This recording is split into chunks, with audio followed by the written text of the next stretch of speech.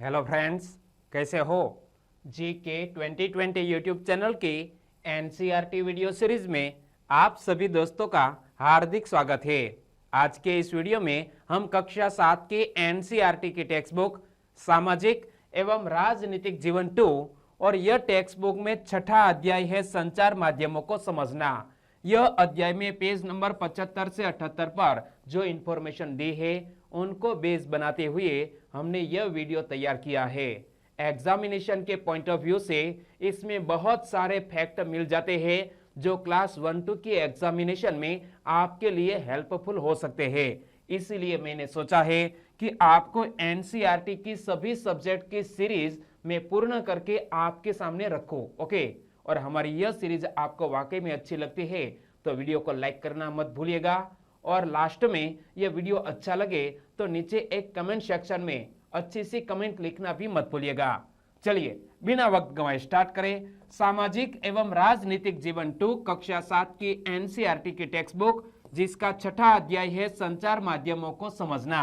और वर्तमान में दोस्तों संचार माध्यम लोगों को अवेयरनेस फैलाने में बहुत मदद करते हैं, यानी कि लोगों के बीच जो जानकारी है वो मोबाइल के माध्यम से, टीवी चैनल के माध्यम से तुरंत पहुंच जाती है।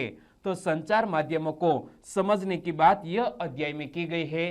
कभी कभी तो ऐसा होता है कि जो न्यूज टीवी चैनल पर दिखाए जाते हैं उनका केवल एक ही पहलू दिखाया जाता है, उनके जो दूसरे पहलू है वो हमारे जनता के सामने नहीं लाए जाते। तो हम कैसे समझ सकते हैं यह न्यूज कि वाकई में यह अच्छी तरह से प्रदर्शित किए गए न्यूज है या नहीं? तो दोस्तों यहां हमें दोनों पहलुओं को ध्यान से देखना होगा। चलिए समझते हैं कि टीवी हमारे साथ क्या करता है और हम टीवी के साथ क्या कर सकते हैं। बहुत से घरों में अधिकांश समय टीवी चलता ही रहता है। हमारे चारों ओर की दुनिया के बारे में हमारे बहुत से विचार जो कुछ हम टीवी पर देखते हैं उसी से बनते हैं। यह दुनिया को देखने वाली एक खिड़की की तरह है। क्या टीवी है ना दोस्तों, यह दुनिया को देखने वाली एक खिड़की की तरह है, और हम हमारे समाज में हमारे फ्रेंड के साथ जो भी बातचीत करते हैं तो आपके बोलने का जो हाव भाव है या तो बोलने की जो स्टाइल है, बोलने में कुछ ऐसे महत्वपूर्ण शब्द जो आपने किसी सीरियल में या तो डायलॉग में सुने थे वहीं भी आपके दोस्तों के सामने आप प्रयोग करते हैं। होता है ना ऐसा? आपके विचार में यह हमें कैसे प्रभावित करता है? टीवी में अनेक प्रकार के कार्यक्रम है, जैसा कि सास भी कभी बहू थी जैसे पारिवारिक धारावाहिक, खेल कार्यक्रम जैसे कौन बनेगा करोड़पति, बहुत ही लोकप्रिय यह धारावाहिक है, कार्यक्रम है कौन बनेगा करोड़पति, वास्तविक जीवन को दर्शाने वाले कार्यक्रम जैसे बिग बॉस, सलमान खान, समाचार, खेल और कार्टून आदि दोस्तों टीवी पर प्रदर्शित होने वाले कार्यक्रम है। तो इनमें से आप कौन सा कार्यक्रम ज्यादा पसंद करते हैं मुझे कमेंट सेक्शन में जरूर बताना। मुझे तो केबीसी बहुत अच्छा लगता है। हर कार्यक्रम के पहले, बीच में और अंत में विज्ञापन होते हैं। आपने भी देखा होगा कि हर कार्यक्रम के शुरुआत में भी एडवर्टाइजमेंट, बीच में भी एडवर्टाइजमेंट और लास्ट में भी एडवर्टाइजमेंट होते हैं, क्योंकि टीवी का समय बहुत महंगा होता है। कल मैंने आपको बताया था कि यदि आपको टीवी पर एडवर्टाइजमेंट देना है और एडवर्टाइज की लेंथ सिर्फ 10 सेकंड की है तो उनकी लागत 1000 रुपये से लेकर 1 लाख रुपये तक की हो सकती है। इसीलिए केवल वे ही कार्यक्रम दिखाए जाते हैं जो अधिकतम दर्शकों को आकर्षित कर सके। टीवी चैनल वाले कौन से कार्यक्रम टीवी पर दिखाते हैं? वही कार्यक्रम दर्शकों को दिखाते हैं जो दर्शकों को अधिक आकर्षित कर सके। आपके विचार से ऐसे कौन से कार्यक्रम हो सकते हैं? उन चीजों के बारे में सोचिए जो टीवी में दिखाई जाती है या नहीं दिखाई जाती। टीवी हमें अमीरों के जीवन के बारे में अधिक दिखाता है या गरीबों के जीवन के बारे में? सोचिए जरा दोस्तों कि टीवी चैनल वाले अमीरों के जीवन के बारे में अधिक दिखाता है या गरीबों के जीवन के बारे में? मान लीजिए कि कोई एक जगह पर फैशन शो चल रहा है और एक ऐसा दृश्य जहां पर झोपड़पट्टी में गरीब लोग बस रहे हैं, अधिक बारिश की वजह से वह हिस्सा जलमग्न हो गया है, तो टीवी चैनल वाले कौन से कार्यक्रम दिखाएंगे? जहां पर ज्यादा बारिश हुई है वह, या जहां पर हीरो या हीरोइन का फैशन शो चल रहा है वहां पर, तो वो टारगेट करेंगे यह फैशन शो को। हमें यह सोचने की जरूरत है कि टीवी का हम पर क्या प्रभाव पड़ता है। यह दुनिया के बारे में हमारे दृष्टिकोण, हमारे विश्वासों, हमारे रुख और मूल्यों को कैसे बनाता है। हमें यह समझने की जरूरत है कि यह हमें संसार का अधूरा दृश्य ही दिखाता है। कभी कभी ऐसा भी हो सकता है कि कोई भी घटना का अधूरा दृश्य ही टीवी चैनल वाले दर्शाते हैं और दूसरा पहलू हमारे सामने नहीं लाते। अपनी पसंद के कार्यक्रमों का आनंद लेते हुए भी हमें यह नहीं भूलना चाहिए कि टीवी के पर्दे से हटकर भी एक उत्सुकता भरा बड़ा संसार है। दुनिया में ऐसा बहुत कुछ हो रहा है जिसकी ओर टीवी ध्यान नहीं देता है। दुनिया में बहुत सी घटनाएं ऐसी भी हो रही है जिन पर टीवी चैनल वाले ध्यान नहीं देते और हमारा भी ध्यान उनकी ओर आकर्षित नहीं करते। फिल्म स्टारों, सुप्रसिद्ध व्यक्तियों और धनाढ्य जीवन शैलियों से परे भी एक ऐसा संसार है जहां हम सबको पहुंचना चाहिए और विभिन्न प्रकार से अपनी प्रतिक्रिया व्यक्त करनी चाहिए। दोस्तों, यह अमीर लोगों के अलावा एक ऐसा भी संसार है जिस पर हमारा ध्यान नहीं जाता, तो हम सबको वहां पर पहुंचना चाहिए और विभिन्न प्रकार से अपनी प्रतिक्रिया व्यक्त करनी चाहिए। हमें ऐसा सजग दर्शक बनना चाहिए जो कार्यक्रमों का आनंद भी ले और देखे गए और सुने गए प्रसंगों पर प्रश्न भी उठाइए। हमें कैसा दर्शक बनना चाहिए? हमें एक ऐसा सजग दर्शक बनना चाहिए जो कार्यक्रमों का आनंद भी ले और देखे गए और सुने गए प्रसंगों पर प्रश्न भी उठाए। आगे मसौदा तय किया जाना, यह टाइटल से एक अच्छा आर्टिकल यह अध्याय में दिया गया है कि मसौदा तय किया जाना, किन घटनाओं पर ध्यान केंद्रित किया जाए, इसमें भी संचार माध्यमों की महत्वपूर्ण भूमिका रहती है और इसी के आधार पर वह तय कर देते हैं कि क्या समाचार में दिए जाने योग्य है। टीवी चैनल वालों को घटना सामने आने के बाद तुरंत पता चल जाता है कि कौन सी घटना, कौन से समाचार टीवी पर प्रदर्शित किए जाने योग्य है। उदाहरण के लिए, आपके विद्यालय के वार्षिकोत्सव की खबर शायद समाचार में दिए जाने योग्य नहीं होगी, लेकिन यदि कोई प्रसिद्ध अभिनेता उसमें मुख्य अतिथि के रूप में आमंत्रित हो तो संचार माध्यमों की रुचि इसे समाचारों में सम्मिलित करने में हो सकती है।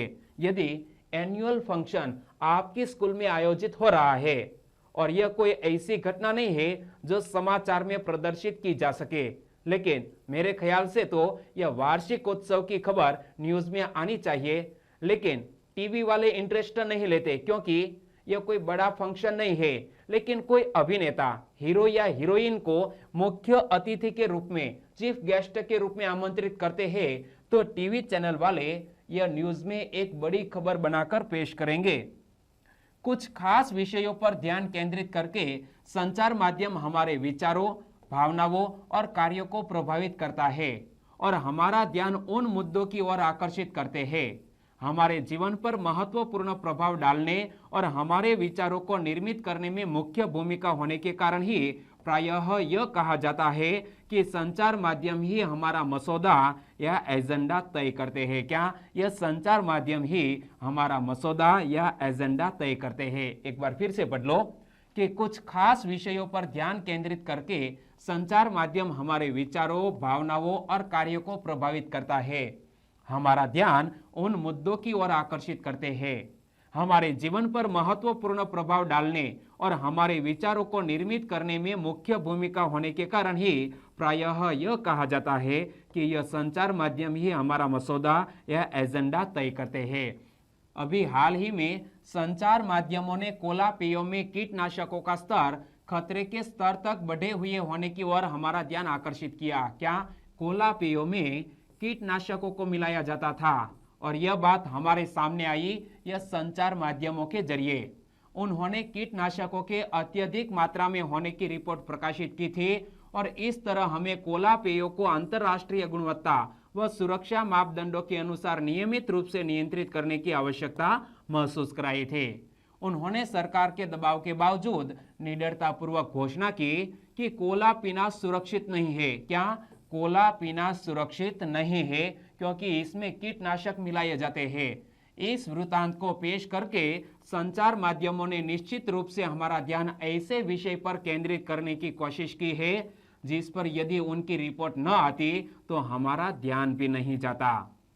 कई बार ऐसी घटनाएं हो जाती है जब संचार माध्यम उन विषयों पर हमारा ध्यान केंद्रित कराने में असफल रहते हैं जो हमारे जीवन के लिए महत्वपूर्ण है। हमारे जीवन के लिए महत्वपूर्ण है, ऐसी घटना पर कभी कभी ध्यान केंद्रित कराने में यह संचार माध्यम असफल रहते हैं। उदाहरण के लिए पीने का पानी हमारे देश की एक बड़ी समस्या है। प्रति वर्ष हजारों लोग कष्ट सहते हैं और मर जाते हैं क्योंकि उन्हें पीने के लिए सुरक्षित पानी नहीं मिलता। फिर भी संचार माध्यम हमें इस विषय पर बहुत कम ही चर्चा करते हुए दिखते हैं। यहाँ दोस्तों एक एग्जाम्पल दिया गया है कि हमारे भारत देश में पीने के पानी की एक बहुत बड़ी समस्या है, लेकिन कभी भी संचार माध्यम में यह पीने के पानी की समस्या को लोगों के सामने उजागर नहीं किया गया। देखो, पीने का पानी हमारे देश की एक बड़ी समस्या है।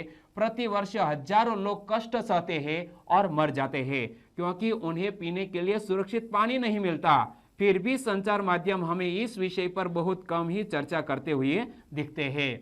एक सुविख्यात भारतीय पत्रकार ने लिखा है कि कैसे वस्त्रों को नया रूपाकार देने वाले डिजाइनरों ने फैशन वीक में धनवानों के समक्ष अपने नए वस्त्र प्रदर्शित करके सभी समाचार पत्रों के मुख्य पृष्ठ पर स्थान पा लिया, जबकि उसी सप्ताह मुंबई में अनेक झोपड़पट्टियों को गिरा दिया गया, पर किसी ने इस पर जरा सा भी ध्यान नहीं दिया। यहाँ दो घटनाओं को वर्णित किया गया है कि एक तरफ फैशन शो चल रहा था, सभी मीडिया यानी कि संचार माध्यमों ने इसी न्यूज को कवर किया, किसी ने भी जो मुंबई में झोपड़पट्टियों को गिरा दिया इसी न्यूज को कवर नहीं किया। देखो, एक सुविख्यात भारतीय पत्रकार ने लिखा है कि कैसे वस्त्रों को नया रूपाकार देने वाले डिजाइनरों ने फैशन वीक में धनवानों के समक्ष अपने नए वस्त्र प्रदर्शित करके सभी समाचार पत्रों के मुख्य पृष्ठ पर स्थान पा लिया, जबकि उसी सप्ताह मुंबई में अनेक झोपड़पट्टियों को गिरा दिया गया,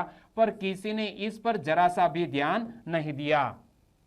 संचार माध्यमों में फैशन शो बहुत लोकप्रिय हुए हैं। इमेज में आप देख सकते हैं। यही दोस्तों चित्र हमारी टेक्स्ट बुक में दिया गया है कि संचार माध्यमों में फैशन शो वर्तमान में बहुत ही लोकप्रिय हो चुके हैं।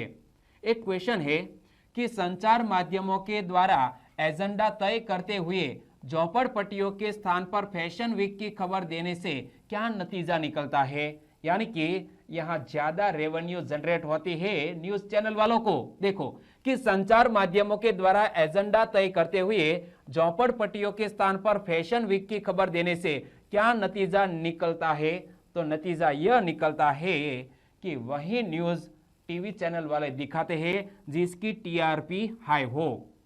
तो यहाँ इस क्वेश्चन का उत्तर हम दे सकते हैं, जो लोग यह सोच रहे होते हैं कि आज नहीं तो कल हमारी झोपड़पट्टी की खबर जरूर आएगी, लेकिन हर बार यह स्थान कोई और खबर ले जाती है, जैसे फैशन वीक की खबर ने लिया।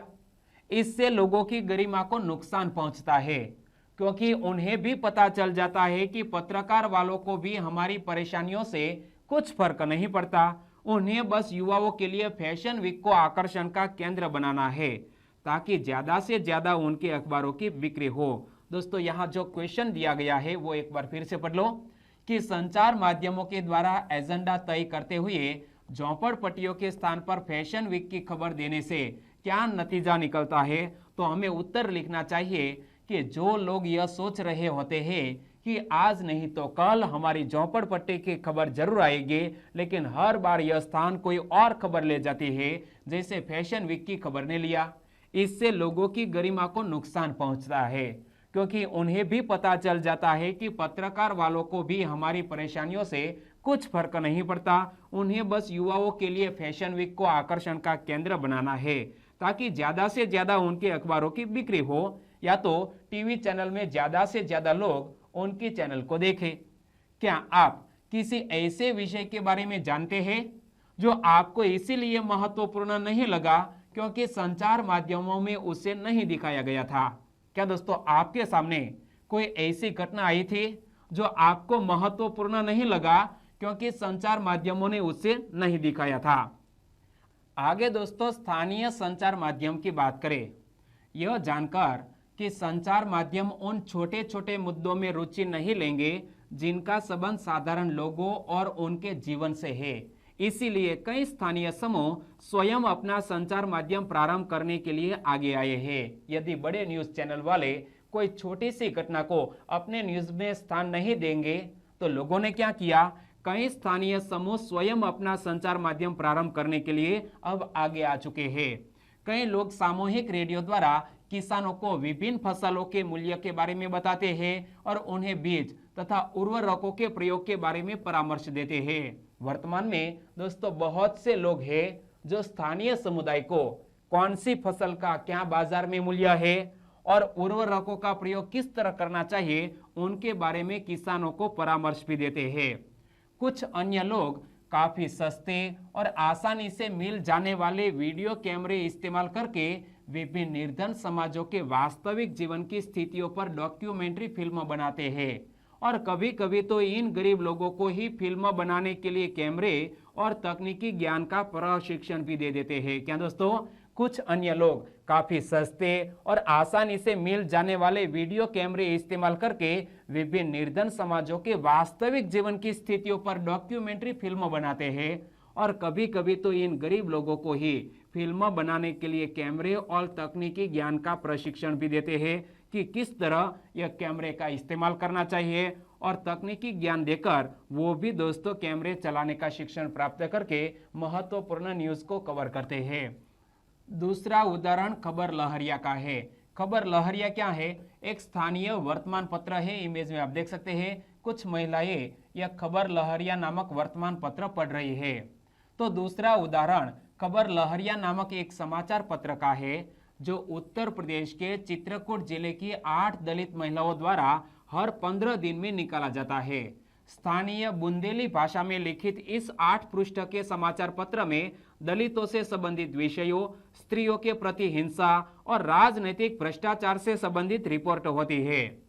इस समाचार पत्र के पाठक है किसान, दुकानदार, पंचायत के सदस्य, स्कूल के शिक्षक और वे महिलाएं जिन्होंने अभी हाल ही में पढ़ना लिखना सीखा है।